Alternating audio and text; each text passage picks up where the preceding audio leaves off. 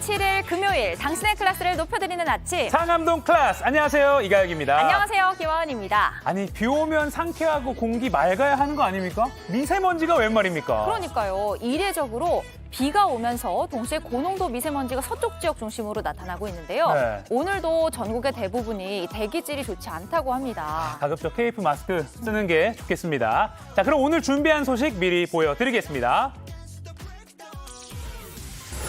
차 사주겠단 말에 가담했다. 서울 강남 납치 살해 사건 공범 한 명이 추가로 구속됐습니다. 청소년에게 마약 음료수를 건네고 협박한 신종 범죄. 일당 중 한 명이 어제 추가로 자수했습니다. IMF 총재, 세계 경제가 최근 30년 이래 가장 낮은 수준 성장률을 기록할 거라고 전망했습니다. 우울하네요. 네. 2번 연속 진 뒤 3번 내리 이겨 우승. 도로공사가 프로배구 여자부 챔피언에 올랐습니다. 머니 클래스, 초단기 예적금부터 먼저 이자부터 받는 예금까지 돈 버는 저금 비법 들어보고요. 상클라이프 김물길 작가와 함께 하동, 광양, 보성으로 남도 봄 여행 함께 가시죠. 와, 그림 오, 멋집니다. 멋집니다. 야, 김물길 작가의 상상력 넘치는 그림 기대가 됩니다. 기대해 주시고요. 자, 어제 생방송 본방사수 인증사진 당첨자 2분 지금 자막으로 보여주세요. 네, 고맙습니다. 네, 고맙습니다. 오늘도 생방송 보시면서 화면 찍어서 여러분의 페이스북 혹은 인스타그램에 올려주시면 저희가 2분 뽑아서 영화 관람권 보내드리겠습니다. 네, 올려주실 때 샵 상암동 클래스 해시태그 꼭 붙여주세요. 자, 그럼 날씨와 교통 상황 챙겨보겠습니다. 먼저 김민지 기상캐스터. 자, 아까도 말했지만 비가 많이 내렸는데도 미세먼지 왜 이렇게 심한 겁니까?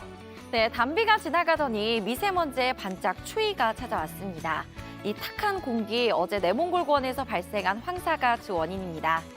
서울은 초미세먼지 주의보까지 내려지면서 공기 상황이 좋지 못한데요. 고농도 미세먼지는 현재 서쪽 지역을 중심으로 나타나고 있습니다.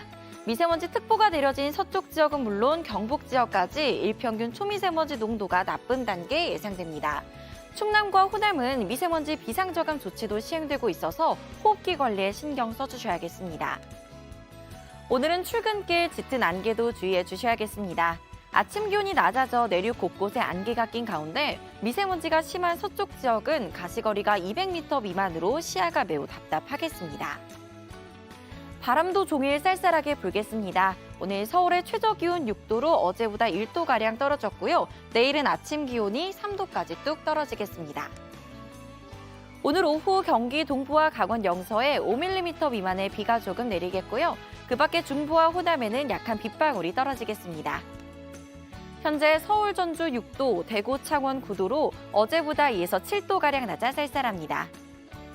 낮 기온도 크게 오르진 못합니다. 대전, 청주 16도, 전주, 광주 15도가 예상됩니다. 오늘은 전국에 바람이 강하게 불어서 체감 온도는 더 낮겠습니다. 변덕스러운 기온 변화에 맞는 옷차림 준비해 주셔야겠습니다. 지금까지 날씨 정보 전해드렸고요. 이어서 교통 상황 알아보겠습니다. 한국도로공사 나와주세요. 네, 앞서 들으신 것처럼 날씨가 변덕스러울 때는 건강관리는 물론 차량관리도 잘해주셔야 하는데요. 오늘은 안개가 낀 곳들도 많아서 특히 조심 운전이 필요합니다.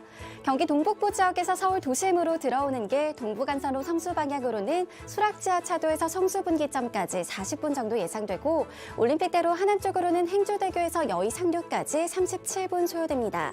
한편 지금 안개가 짙은 곳 중 하나는 1번 경부선이 지나는 오산 주변입니다.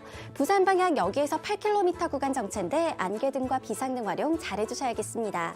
반대 서울 쪽으로는 시구간이죠. 달래내와 반포 사이로 길게 밀리고 있고 분당 수서로 청담대교 방향으로는 복정에서 청담대교까지 25분 정도 필요합니다. 100번 고속도로 경기 동쪽 구리에서 판교 방향으로는 남양주 부근에서 9km 구간 속도 내지 못하고요. 경기 서쪽 일산 방향 김포 주변에서 부분적인 정체입니다. 안전띠 잊지 마시고요. 고속도로 교통방송이었습니다. 서울 강남에서 발생한 납치 살해 사건을 함께 모의한 4번째 공범 이모 씨가 구속됐습니다. 차를 사주겠다는 약속을 받고 범행에 가담했다가 중간에 그만둔 것으로 확인됐습니다. 한편 경찰은 이번 범행의 배후로 지목된 코인업계 관계자 유모 씨를 상대로 막판 수사력을 모으고 있습니다. 김태영 기자입니다.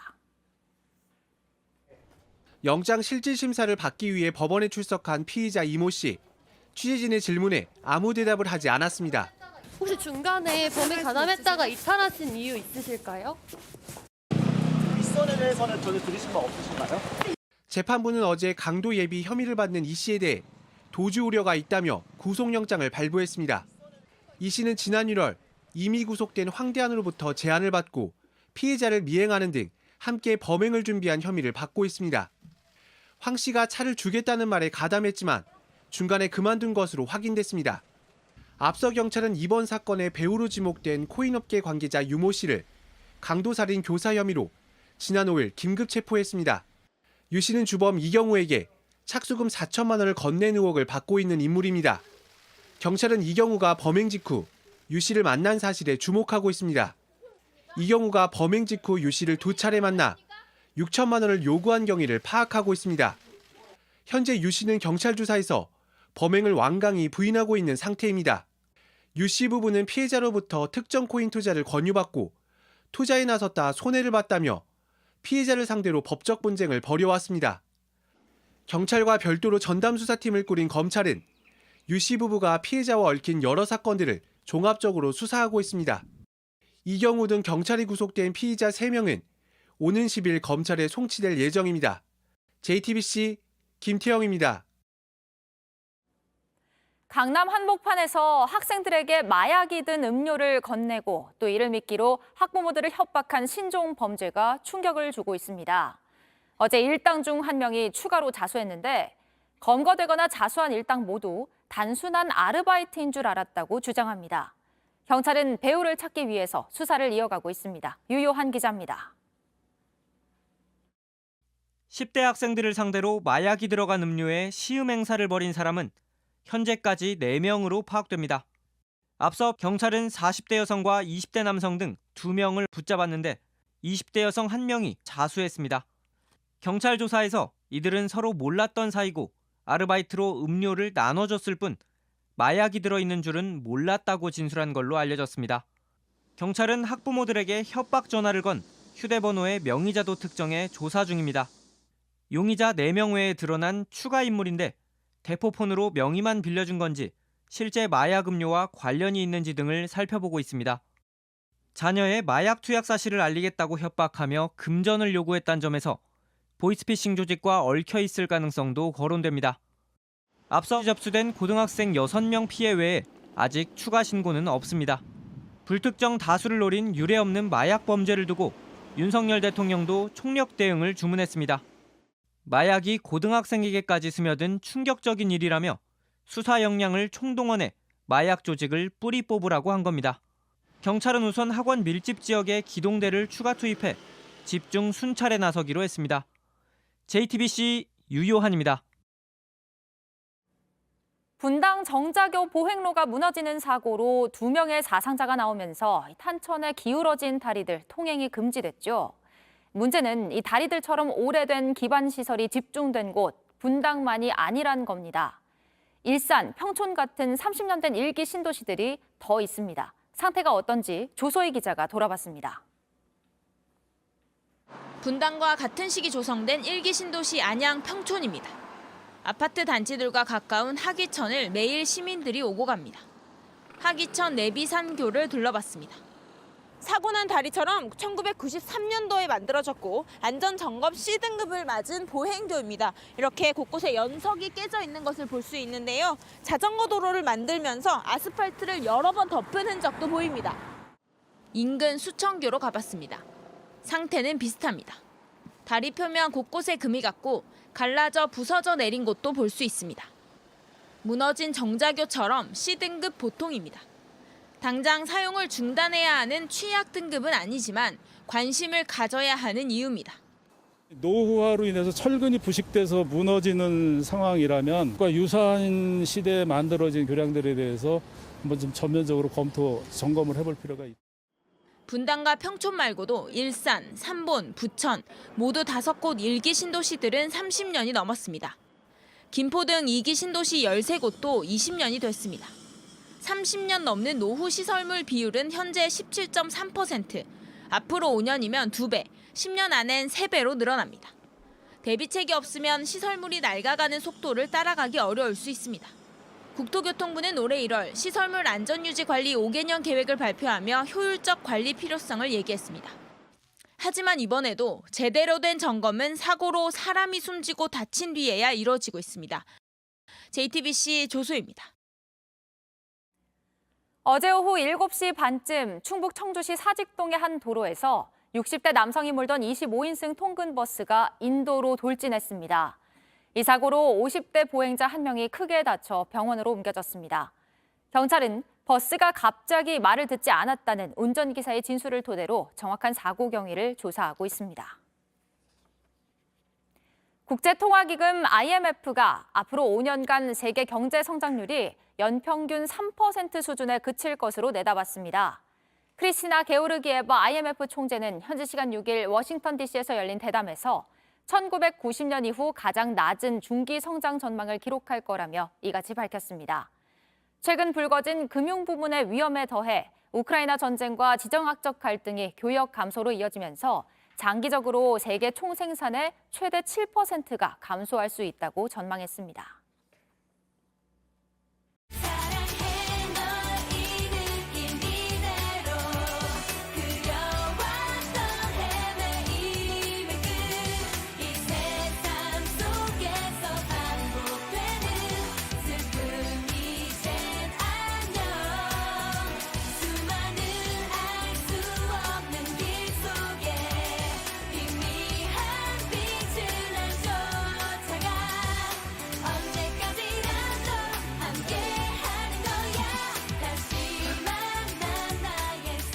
네, 두 분 뽑아서 영화 관람권 드리는 생방송 인증샷 이벤트 계속하고 있습니다. 여러분의 인스타그램이나 페이스북에 이 방송 보시는 장면 샵 JTBC, 샵 상암동 클라스 태그 달아서 올려주시면 됩니다. 아, 소녀시대 노래 나가니까 발차기를 막 하더라고요, 이두성 기자가. 자, 오늘도 도시락 이슈 이두성 기자 나왔습니다. 안녕하세요. 네, 상크리를 이 느낌 이대로 사랑하는 이두성입니다. 아, 좋습니다. 네, 이두성 기자 소녀시대 좋아하나요? 제 세대죠. 네, 알겠습니다. 자, 첫 번째 도시락 열어주시죠. 네, 오늘은 2단 도시락으로 새롭게 준비해봤는데요. 오. 앞뒤로 좀 키워드 준비하는데 풀었군요. 힘들었습니다. 네. 첫 번째 것을 꺼내서 바로 뒤집어 보겠습니다. 오. 갑니다. 하나, 둘, 셋. 빠밤. 네, 의문의 역주행인데요. 어제 새벽 고속도로에서 벌어진 역주행 사고 관련 소식입니다. 어제 저희 상암동 클래스에서도 사고가 일어난 직후에 짧게 보도를 해드렸었는데 네. 자세한 소식이 나오고 있습니다. 영상 먼저 보시죠. 예. 네, 비 내리는 새벽이었습니다. 고속도로 CCTV도 저렇게 화면이 젖어 있는데 화면 아래쪽에서 저 버스가 갑자기 나와서 화물차와 아이고. 저렇게 부딪혔습니다. 이 뒤따르던 화물차도 다시 부딪히고 멈춰선 버스에는 또 다른 화물차가 저렇게 충돌을 했습니다. 다른 것도 아니고 차들이 이렇게 빨리 달리는 고속도로에서 이런 일이 벌어진 게 참 아찔합니다. 네, 아찔한데요. 순식간에 벌어진 사고였습니다. 도로엔 차량 파편과 깨진 유리가 나뒹굴었고요. 바퀴까지 빠졌고 화물차는 아예 짐칸이 반쯤 뜯겨나간 채로 이 도로 위에 저렇게 있었습니다. 처참하네요. 네. 네, 처참하죠. 사고 수습에만 4시간이 넘게 걸렸다고 하는데요. 이 사고로 60대 버스 운전자가 숨지고 화물차 운전자 3명이 다쳤습니다. 버스는 45인승이었는데 다른 탑승자는 없었다고 합니다. 아니, 근데 이게 아까 고속도로에서 버스가 역주행했다고 네. 했잖아요. 근데 어쩌다가 그렇게 된 거예요? 1차로를 완전 역주행을 했습니다. 그게 바로 의문인데요. 어. 대체 왜 역주행을 했냐, 이게 지금 의문점입니다.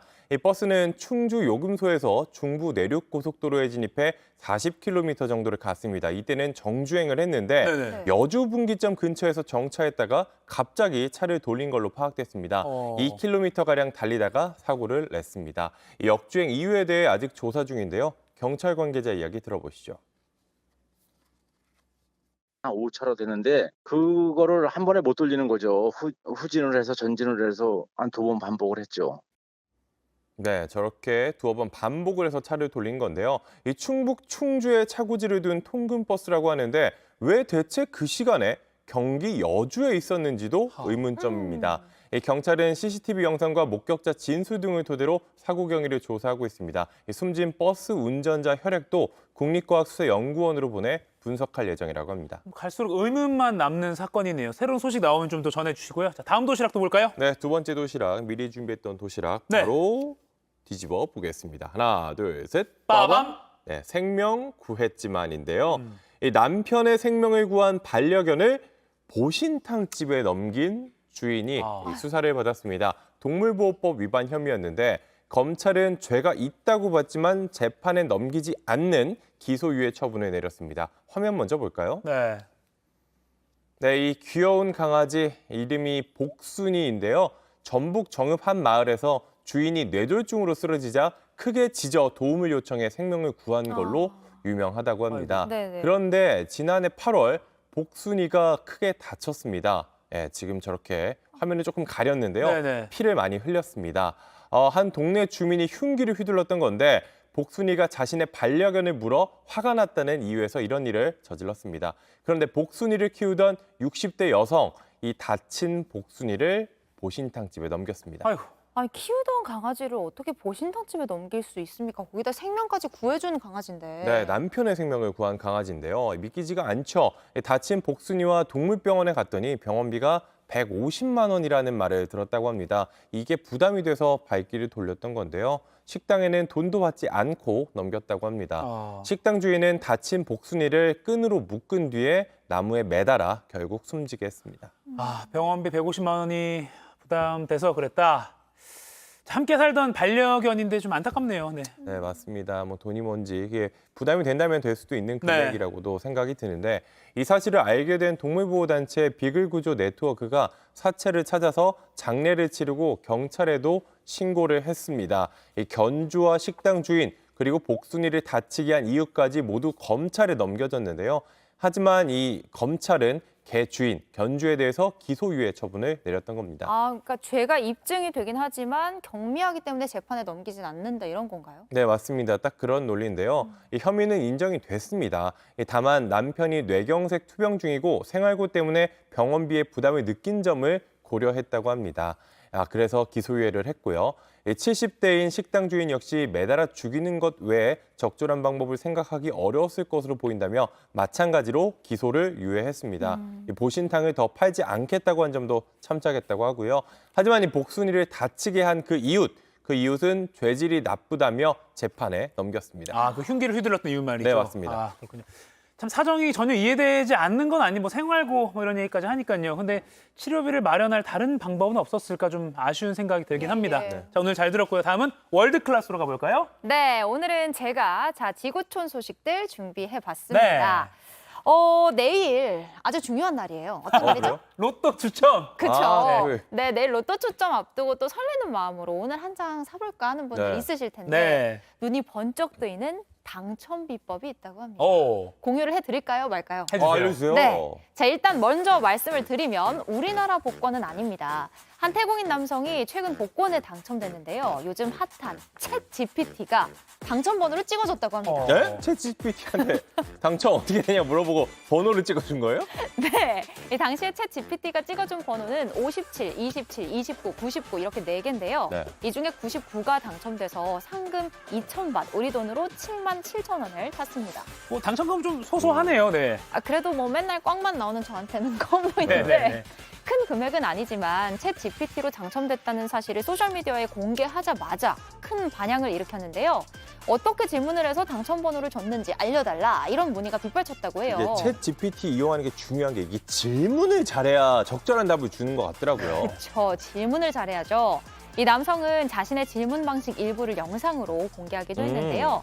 지난 10년간의 당첨번호 통계, 가상의 상황, 이걸 챗 GPT에 입력하니까 도움이 됐다. 이렇게 밝혔습니다. 태국 얘기고 그럼 우리나라 역대 로또 번호 좀 조사를 해볼까요? 꽤 많이 나왔는데. 지금 아주 의욕적이네요. 근데 이게 정말 가능한 건지 아직 전문가들의 명확한 답변이 나오지는 않았어요. 일각에서는 우연일 뿐이다라는 회의적인 반응도 나오고 있고요. 또 4개 찍어줬는데 하나 맞은 거잖아요. 우연인 것 같은데. 그래도 이제 한번 이거는 믿져야 본전이잖아요. 한번 믿어보겠습니다. 저도 이거 진짜 되면은 뭐 좋은 꿈, 잉어꿈, 돼지꿈도 필요 없는 거니까요. 챗 GPT 꿈을 꾸면 되겠네요. 네.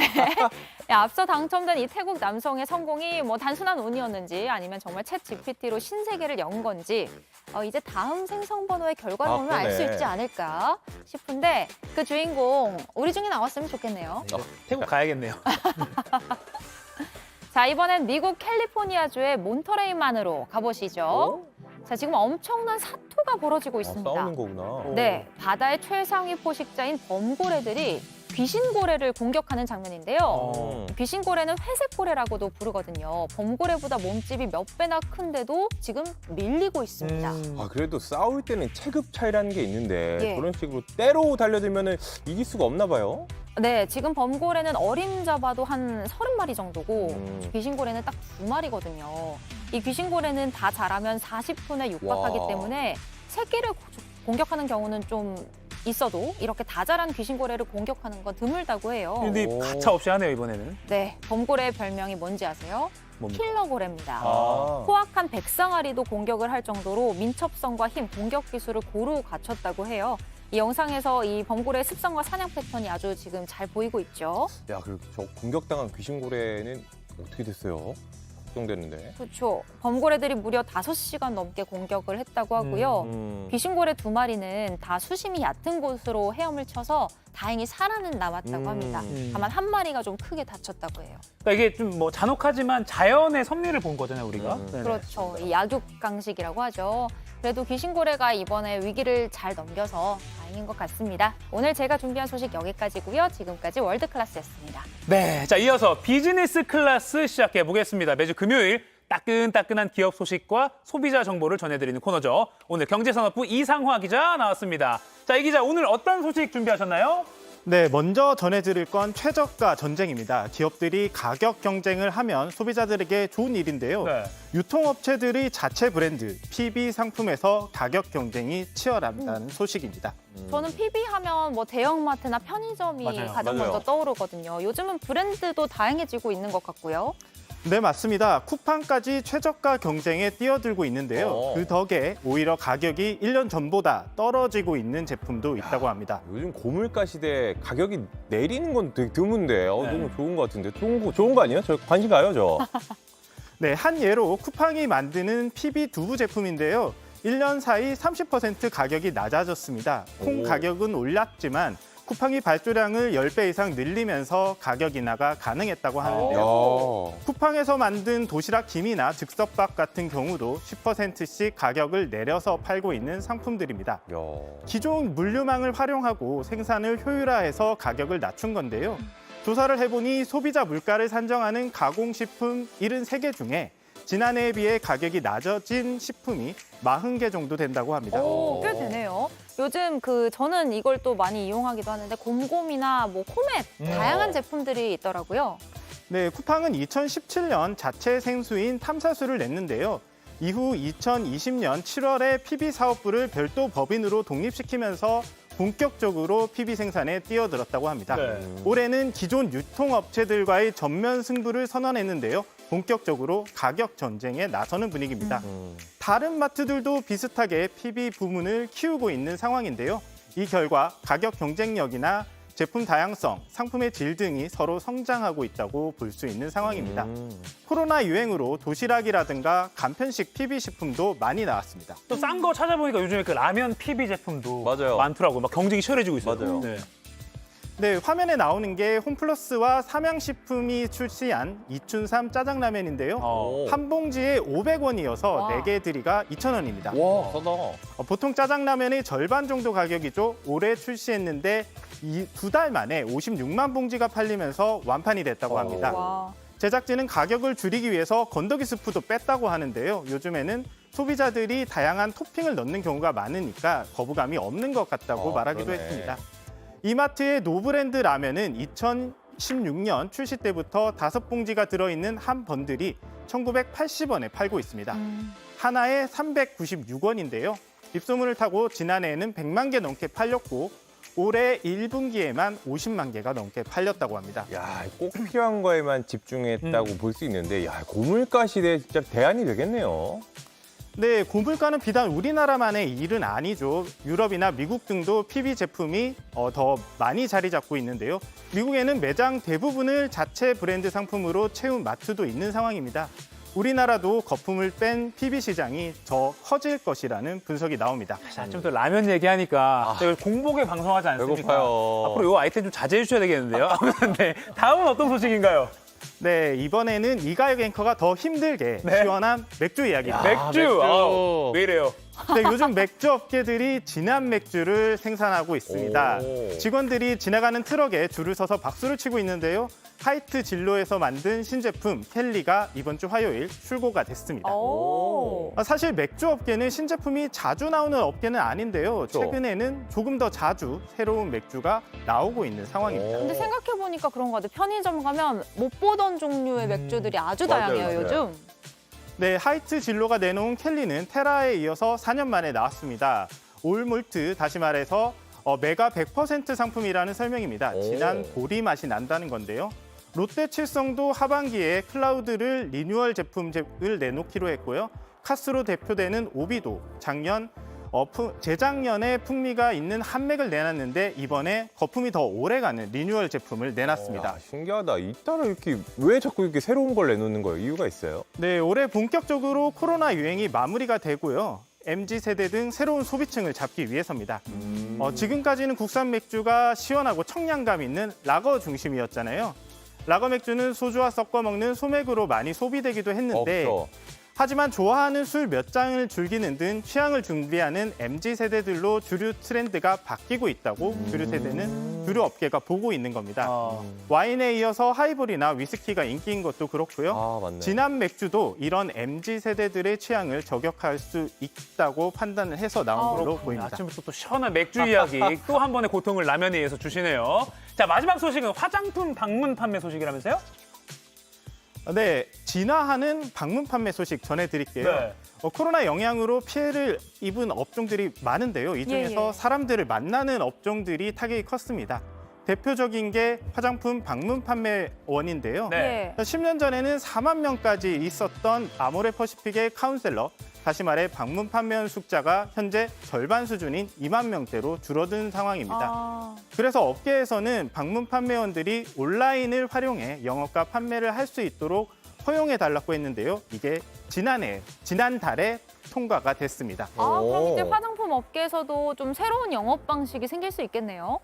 네, 우선 아모레퍼시픽에서 이르면 다음 주에 새 플랫폼이 나오는데요.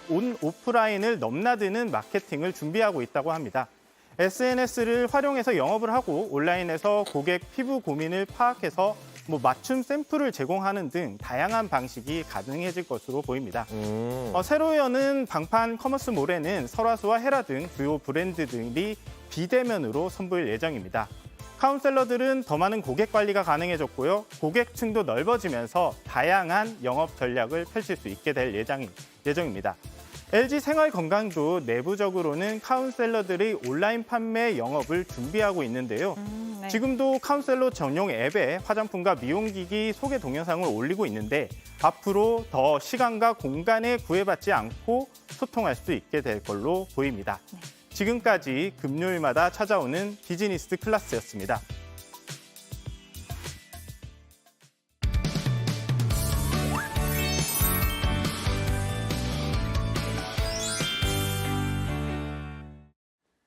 네, 지금 시각 8시 29분입니다. 저 같은 경알못, 경제를 잘 알지 못하는 사람을 위한 당장 내 돈이 되는 지식, 머니클래스. 오늘의 키워드 먼저 보시죠. 아직도 파킹 통장 쓰니 보여줄게 더 높은 금리. 작년까지만 해도 은행들이 예적금 금리를 경쟁적으로 올리면서 저축 열풍이 불었습니다. 여기에 하루만 돈을 맡겨도 이자를 주는 파킹 통장도 큰 인기였죠. 하지만 예적금 금리 뚝뚝, 파킹 통장 금리도 뚝뚝 떨어지면서 돈 좀 열심히 모아보려던 우리의 의지도 뚝뚝 떨어지고 있습니다. 저축 열심히 하자, 이게 올해 목표였는데 이거 벌써 잊으신 거 아니었죠? 금리 떨어졌어도 최대한 높은 금리 받을 수 있는 방법 아직 남아 있습니다. 전문가와 함께 그 방법을 알아보겠습니다.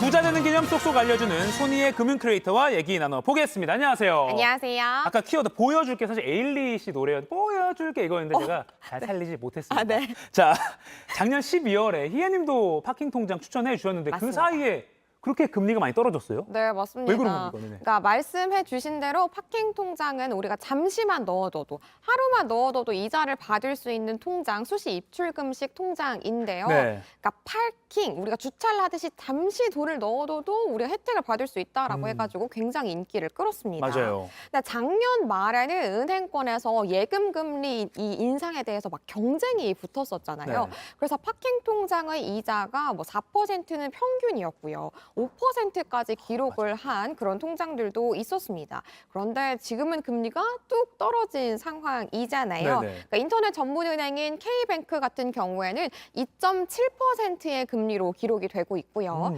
카카오뱅크는 연 2.6%, 토스뱅크는 연 2.2%의 금리만 제공을 하고 있습니다. 뭐 사실은 다른 저축은행들도 다를 바가 없어요. 저축은행들도 우리가 파킹 통장에 대해서 이자를 굉장히 많이 줬었는데요. 이거 소개해 주셨었던 거죠? 맞습니다. 3%까지 떨어진 경우도 있고 심지어 더 많이 떨어진 저축은행들은 2%대까지 파킹 통장의 금리가 떨어졌습니다. 네. 그러면 파킹 통장의 금리들이 왜 이렇게 많이 떨어졌느냐? 네네. 굳이 고금리를 지급할 이유가 없어졌기 때문입니다. 그러니까 작년에는 시중은행들도 예금에 대해서 굉장히 이자를 많이 올렸잖아요. 맞아요. 그래서 저축은행이나 인터넷 전문은행들이 이런 자금의 유출을 막기 위해서 그러면 우리도 금리 올려야 되는 거 아니야? 파킹 통장 금리 더 많이 주자라고 해가지고 이렇게 고금리의 파킹 통장들을 많이 내놨던 건데 네. 지금은 정부가 수신금리 인상의 자제령을 내놓은 상황이잖아요. 네. 그래서 시중은행들이 예금 금리를 많이 낮추니까 그러면 우리의 파킹 통장들도 이자를 낮추자라고 해서 2%대까지 금리가 떨어진 거죠. 이게 뭐 그러니까 경쟁을 해서 막 소비자를 붙잡을 필요가 좀 떨어지는 그런 게 은행들의 지금 분위기니까. 맞습니다. 그럼 파킹 통장도 금리가 떨어지고 뭐 정기 예금도 금리가 떨어지고 그럼 뭐 어디에 돈을 맡기는 게 좋을까요? 일단은 목돈을 예치용으로 한동안은 파킹 통장이 인기를 끌었었는데 네네.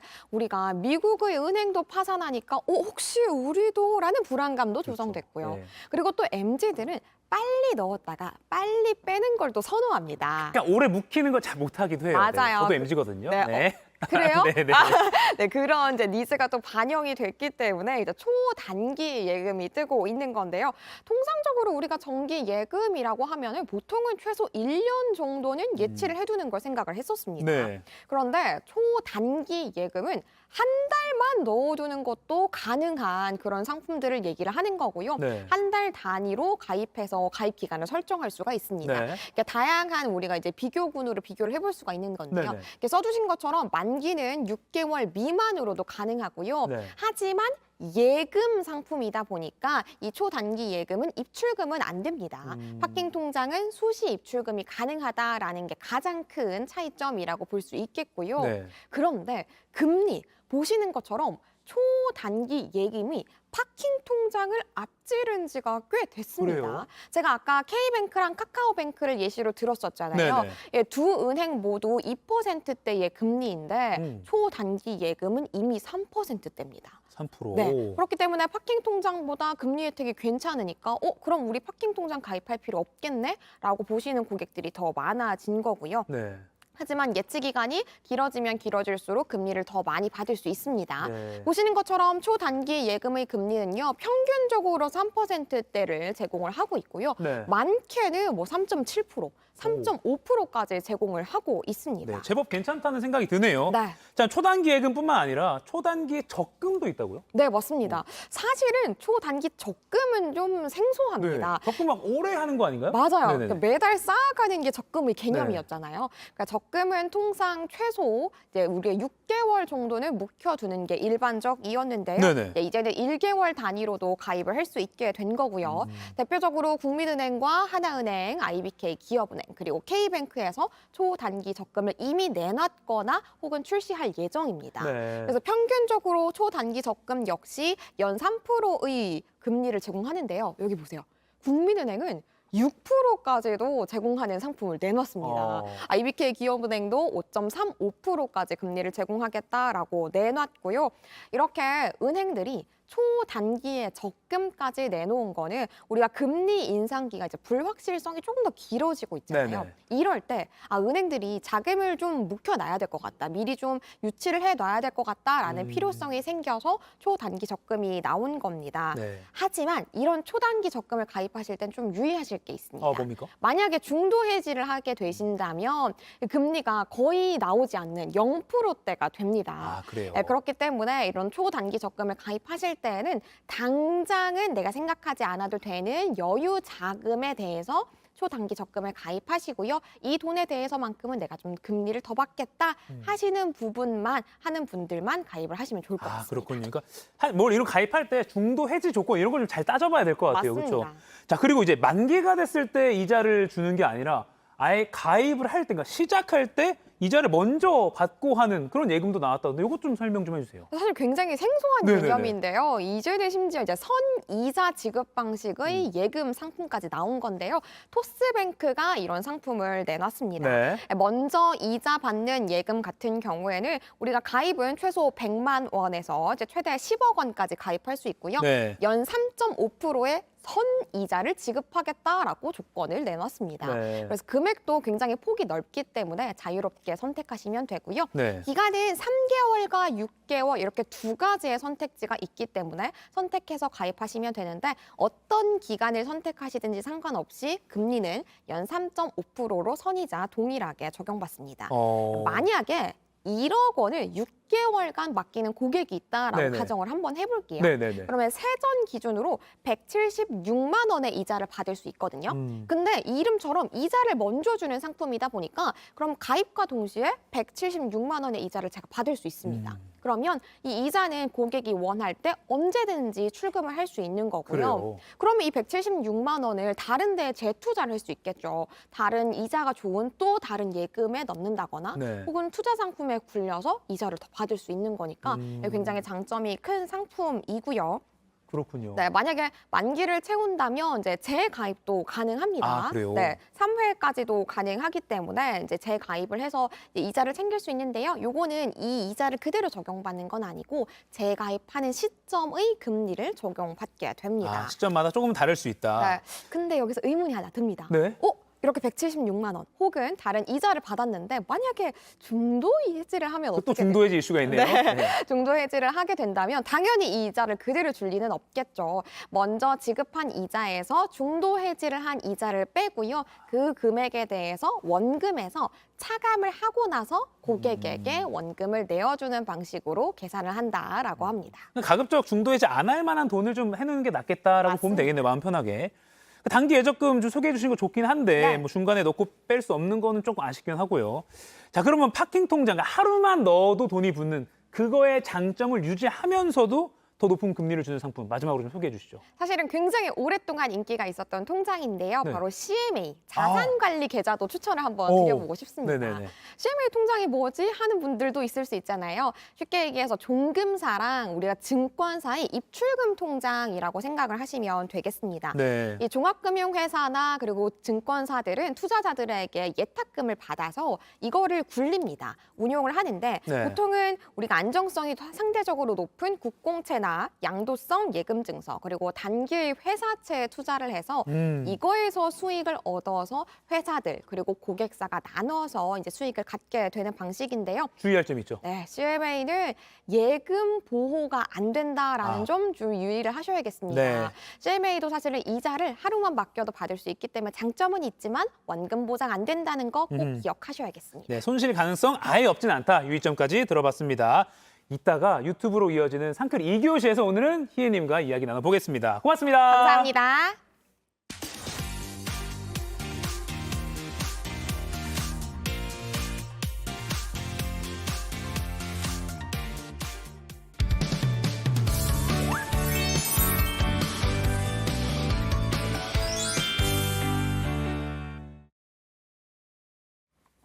상클 라이프 시작합니다. 오늘은 여행으로 우리 상클 가족 여러분의 일상에 휴식을 선물해드리는 날인데요. 여행, 길잡이가 되어주실 분 영상으로 만나보겠습니다.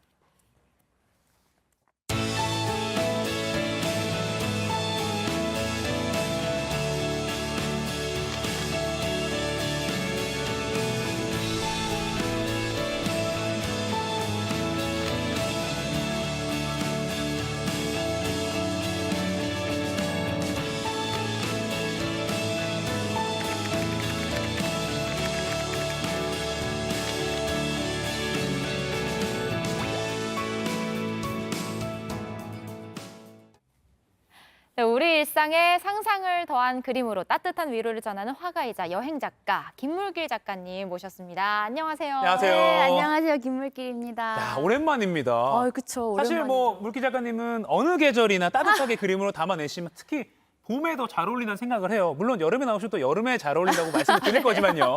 감사합니다. 자, 오늘 어떤 여행을 떠나볼까요? 오늘은 또 계절에 맞게 따뜻한 봄을 담은 남도 여행지를 그림으로 소개해 드리려고 합니다. 네.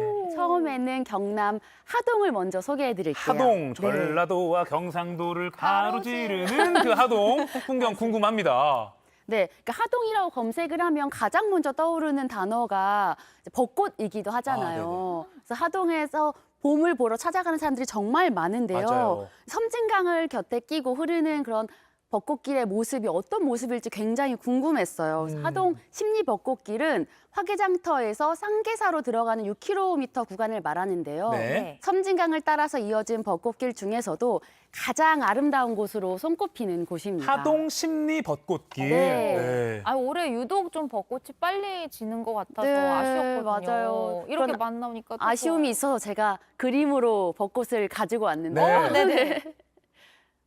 보여주십시오. 우와, 아까 이거 오프닝 때도 이걸 보여드렸는데 이게 벚꽃이었군요. 네, 이게 봄의 꼴이에요. 야. 옆에가 섬진강이 흐르고 있고 제가 보통 여행을 할 때 사람들이 풍경 속에 있잖아요. 네. 근데 가끔 제가 풍경을 벗어나서 큰 거인이 돼서 그 풍경을 바라보면 어떨까라는 상상을 자주 하곤 하는데 이때도 벚꽃을 벗어나서 제가 벚꽃을 내려다보는 시점인 거죠. 그렇게 보니까 그 이어진 벚꽃길이 어떤 동물의 꼬리 같다라는 생각이 들더라고요. 그래서 사람들이 봄이 되면 뭐 홀린 듯이 벚꽃을 보러 가잖아요. 맞아요. 그게 뭔가 저 동물의 꼬리침에 유혹을 받아서 자기도 모르게 벚꽃을 보러 가는 게 아닐까라는 생각을 했고 그래서 매년 봄이 되면 저는 유혹임을 알면서도 항상 저항 없이 그 유혹에 넘어가는 그런 사람이 되려고 합니다. 기꺼이 그 유혹에 넘어가는. 그렇죠. 보통 꼬리를 치네 하면 맞아요. 좀 이렇게 부정적인 표현으로도 많이 들리잖아요. 네. 근데 이렇게까지 낭만적으로 들리는 건 또 처음입니다. 이런 곳에서 영감을 받아서 그린 작품이 또 있죠. 네, 맞아요. 방금 보셨던 그림은 봄의 꼬리인데요. 네. 이번에 보여드릴 그림은 봄의 소리라는 작품이에요. 와. 너무 그러니까 저에게 겨울과 봄의 경계를 따진다면 그 얼었던 나뭇가지 끝에서 수줍게 꽃이 딱 피어나는 순간은 저는 봄이라고 생각을 해요. 네. 그래서 나무 끝에서 생명이 자라고 얼었던 물이 녹고 또 숨었던 동물들이 나오고 이게 이제 한국의 봄의 모습이잖아요. 네. 그 모습을 상상하면서 그렸어요. 그래서 보시면 턴테이블이에요. 동그라미. 네, 그래서 딱 피어난 꽃이 핀이 돼서 노래가 시작이 되는 그래서 어머, 봄의 어머, 소리라는 제목으로 담은 작품입니다. 그래서 소리라는 제목을 붙이셨군요. 네. 야, 또 하동의 풍경 또 어떤 풍경 담아오셨나요? 소설가 박경리 선생이 소설 토지에서 네. 선택한 배경지 바로 평사리 들판인데요. 무려 83만여 평에 달하는데 섬진강 물을 따라서 펼쳐지는 들판 중에 가장 넓은 규모입니다. 네. 이 들판을 한눈에 내려다볼 수 있는 곳이 구제봉 활공장인데요. 네. 패러글라이딩 명소이기도 해요. 고불고불 열심히 올라 도착한 정상에는 행글라이더가 작은 잠자리처럼 하늘을 비행하고 있었습니다. 활공장이군요. 네. 또 평사리 들판을 내려다볼 수 있는 다른 곳도 있죠. 네, 그 전망대는 그 들판을 등지고 이제 앞에 있는 앞산 중턱에 있는 한산사라는 작은 절이 있어요. 근데 그 절에서 내려보이는 풍경이 지금 보시는 풍경인데 정말 저 논밭뿐만 아니라 뒤에 섬진강까지 한눈에 보이거든요. 네. 근데 저는 저 너른 들판과 또 논밭이 이렇게 줄지어서 있잖아요. 그 모습이 자연이 만들어 놓은 거대한 바둑판 같다는 생각을 했었어요. 자연이 너 하나 나 하나 그 논밭 위에서 바둑판 놀이를 하고 있는 모습을 그림으로 그려보았습니다. 와, 진짜 바둑판 같다. 그리고 또 약간 어떤 옷에 어떤 예쁜 무늬 패턴을 해놓은 것 같은 그런 느낌도 오, 들어요. 그런 상상까지 하시고. 저거 그대로 지금 물길 작가님 입은 옷에 패턴을 넣어도 되겠다. 그런 그러니까 생각도 들 지금 정도예요. 초록색 옷을 입고 있으니까. 그러니까요. 네, 맞습니다. 그리고 또 하동에서 편안한 휴식이 필요할 때 찾아가면 좋은 곳도 있다고요. 네, 하동에 있는 공원이 있어요. 송림공원인데요. 약 300여 년이 된 아름드리 소나무 군락과 맑은 섬진강이 흐르고 네. 또 넓은 백사장이 어우러진 곳이에요. 그 나무 벤치들이 곳곳에 있어서 산책하기도 정말 좋은 공간이었습니다. 송림공원. 네. 이곳에서는 어떤 작품이 탄생했을까요? 제가 낮에 갔는데 너무 귀여운 다람쥐들을 많이 만났어요. 근데 밤이 됐을 때 이 주인 이제 다람쥐가 더 활기치고 쉴 수 있는 시간이라는 생각이 들어서 네. 하루의 바쁜 일상을 마치고 솔방울 빛 아래를 소나무를 이렇게 그루터기를 삼아서 식탁으로. 맛있는 저녁 식사를 하고 있는 귀여운 다람쥐를 지금 그려보았습니다. 저 들고 있는 나이프로 저 도토리 안 깨질 것 같은데. 저녁 네. 메뉴가 지금 도토리예요. 네. 너무 귀여워요. 홀방울 전등도. 그쵸. 야, 너무 예쁩니다. 아, 어떻게 저런 생각을 하시지? 그러니까요. 또 다른 그림도 보여주세요. 저는 우와. 저 다람쥐에게 선물을 하고 싶다는 생각이 들었어요. 그래서 딱 봄이 됐을 때 피어나는 노란색 꽃을 서프라이즈로 네. 다람쥐에게 딱 모자를 씌워주는 건데 저희 워낙 서프라이즈 선물이다 보니까 다람쥐가 익숙한 것이 아니라 놀라서 뭐지? 이런 표정을 제가 그려봤는데 잘 표현이 됐는지 모르겠습니다. 약간 놀란 눈빛이에요. 네. 너무 귀여워요. 약간 빨리 치워 이런 느낌인데요. 모자 치워. 아닌가요? 약간 항의하는 건 아닌가요? 알겠습니다. 아니, 어떻게 저 그림을 보고 그런 생각을 하실 수 있어요? 과하게 상상을 해봤습니다. 상상에는 경계가 없으니까요. 그럼요. 자, 그리고 또 하동의 풍경 봤고요. 여기서 섬진강만 넘어가면 바로 또 광양시잖아요. 전남으로 맞아요. 가죠. 다른 봄의 색깔을 찾기 위해서 제가 광양으로 갔는데 네. 보통 하동하면 벚꽃이잖아요. 네. 근데 광양하면 또 매화거든요. 제철 아닌가요? 제철소? 아, 네네네. 매화이기도 하죠. 네. 그래서 근데 제가 이제 여행을 할 때 가장 많이 쓰는 재료가 수채화예요. 근데 수채화에서 하얀색을 사용할 때는 보통 그 종이 위에 색을 칠하는 것이 아니라 주변에 색깔을 넣어서 하얀색을 띠게 만들거든요. 네. 그러니까 색깔을 칠하지 않는 거죠. 이거는 예. 한국화에서도 정말 많이 쓰이는 기법이에요. 근데 아. 굉장히 까다롭고 계획하에 그려야 하는 기법인데 이런 산과 마을이 펼쳐져 있는 하얀색 매화를 보니까 정말 매화야말로 자연, 그러니까 봄이라는 예술가가 그려놓을 수 있는 가장 재능 있는 그 모습을 보여주는 꽃이 아닐까라는 생각이 들었습니다. 네. 저는 봄의 속살 같다는 생각도 드는데. 오, 맞아요. 저 맞아요. 매화를 순수한 보면. 색깔이죠. 네, 아주 순백의 그런 매화. 작품에 또 어떻게 담겼을까요? 맞아. 겨울에는 고드름이 있잖아요. 네네. 근데 봄에는 매화가 녹아서 딱 굳은 매화 고드름이 있다는 생각을 했어요. 향기로운 고드름이죠. 그래서 하얀색 정말 순백이 말씀하셨던 그런 속살 같은 하얀 순수함을 가지고 있는 색깔을 네. 자연이 꽃으로서 보여준다라는 생각이 들었어요. 그럼 아까 말씀하신 대로 저기 하얀색 꽃잎은 그냥 도화지 색깔 그대로 네, 남겨놓은 그대로 거예요? 남겨놓은 거예요. 색깔을 진짜요? 칠하지 않은 거예요. 그러니까 굉장히 스킬도 고급 스킬의 그림이라는 게 느껴지네요.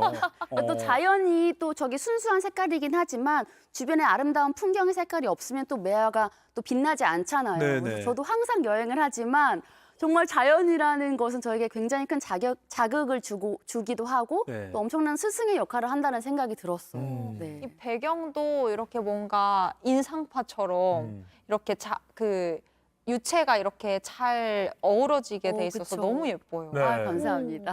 근데 진짜 하나의 꽃을 봐도 저희랑은 다른 생각을 하시는 그러니까 것 저희는 같아요. 그냥 막 사진 찍기 바쁜데. 네네. 마지막으로 전남 보성군의 풍경도 소개를 해주세요. 네, 사계절 내내 초록빛을 띠고 있는 곳이 바로 보성 녹차밭이에요. 맞아요. 그래서 이곳 대한다원은 1957년부터 재배를 시작한 국내에서 가장 오래된 국내 유일의 차 관광 농원인데요. 네. 밭으로 들어가는 길 양옆에는 편백나무가 줄지어서 있어서 너무 힐링이 되고 또 제 눈을 가득 채운 햇살을 받은 작은 잎사귀들이 너무 빛나듯이 물결처럼 이렇게 일렁이더라고요. 여기는 또 어떤 기발한 상상력이 발휘되셨나요? 이게 보성 녹차 헤어라는 제목으로 그림을 그렸어요. 네. 제가 저 전체 전반적인 어머. 모습을 보고 싶어서 전망대에 올라갔는데 네네. 제가 사실 아프리카 여행을 할 때 레게 머리를 하고 여행을 했었거든요. 아, 제가 한번 해본 머리 스타일을 그 친구가 하고 있는 거예요. 네. 그래서 초록색 레게 머리 하고 있는 보성 녹차 아가씨를 그리고 또 그렇게 해서 보니까 그 사이사이에 걸어다니고 있는 사람들이 조그만한 개미처럼 보이더라고요. 그래서 검은색으로 이렇게 표현을 해봤습니다. 야. 아, 진짜 이렇게 보니까 사람들이 좀 개미처럼 보이시네요. 그러네요. 와. 야. 아니, 이곳의 풍경이 너무 좋아서 겨울에 다시 한번 찾아가 보셨다고 또 들었거든요. 맞아요. 사실 제가 이제 사람들이 여행을 갈 때는 그 나라의 전체 계절을 다 보기 힘들잖아요. 네네. 근데 저희가 한국에 살고 있기 때문에 가장 좋은 것이 모든 계절을 다 볼 수 있다는 거예요. 그쵸. 그래서 저는 이게 항상 사시사철 초록색이라면 겨울의 초록색은 어떨까라는 궁금증으로 제가 녹차밭 다시 찾아갔거든요. 네. 근데 조금 약간 색깔이 다른 모습을 볼 수가 있었어요.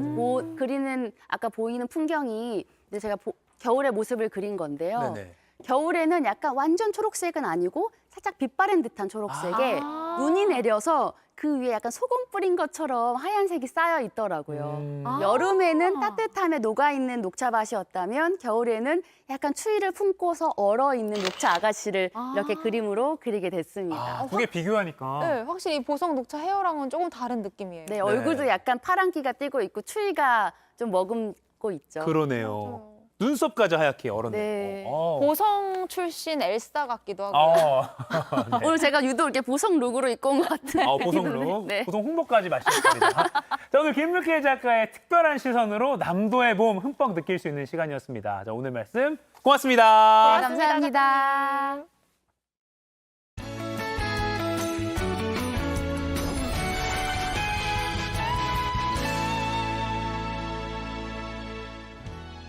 단비가 지나가고 미세먼지의 반짝 추위가 찾아왔습니다. 오늘 아침 찬바람이 불면서 쌀쌀하겠는데요. 전국적으로 부는 강한 바람을 타고 황사가 유입되면서 오늘 공기 상황이 좋지 못합니다. 고농도 미세먼지로 서울을 비롯한 서쪽 지역과 경북 지역은 일평균 초미세먼지 농도가 나쁨 단계가 예상됩니다.